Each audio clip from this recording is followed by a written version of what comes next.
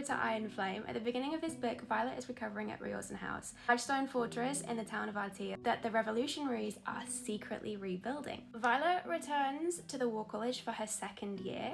Because of the revolutionary town of Artia has an unpowered wardstone, Violet makes it her mission to learn how to power up a wardstone so that they can put up a new ward against the Venin. With the help of her squad mates and a cadet called Arik, who is secretly King Tori's son, Violet steals 2 journals from the Royal Vault that were written by the first 6, Lyra and Warwick. This provides them with all the information about how the wards were initially built. The whole situation trips off an alarm and leads to Violet being tortured by Major Varish. Brings in Dane to read her memories. Dane tells them what they know, but in the meantime, he attacks Varish in order to help Violet escape and says, "Violet, you should have trusted me all along." Pen then shares his memory of the Battle of Resen with the rest of their dragons and asks them to join the revolution. Them and a horde of other dragon riders all flee to Artia. Back in Artia, they negotiate with Viscount Sakaris for a luminary, which is needed to heat the dragon fire in order to complete the forge. The forge is then complete, and they also then have a group of Griffin riders who come to join the cause too. Also learn that Xaden's dragon was previously bonded to someone in Xaden's familial line,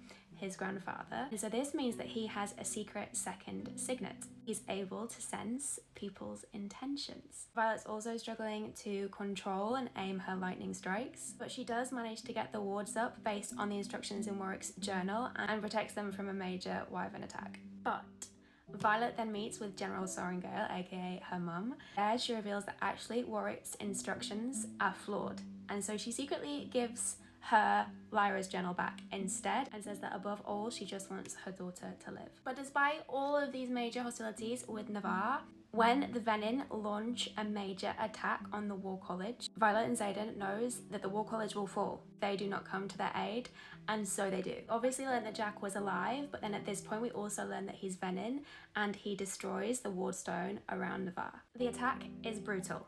And whilst all of this is happening, Venin is trying to mend the wardstone. They learn that it requires 7 types of dragons to complete the wardstone, and it's at this point that we learn that Undana isn't a black dragon. She's actually the 7th type of dragon. Violet is then about to burn out from trying to imbue the wardstone with all her power, and it's at that point that her mum stops her, gives up her life and power instead. The ward is raised and the wyverns fall, but the book then ends with Violet noticing a red ring around Xaden's eyes, which indicates that someone has turned Venin. No, I can't. I cannot. Tomorrow cannot come quick enough. I am so unbelievably excited. I hope this recap helped, and I can't wait to see you all on the other side. Happy Onyx Storm release.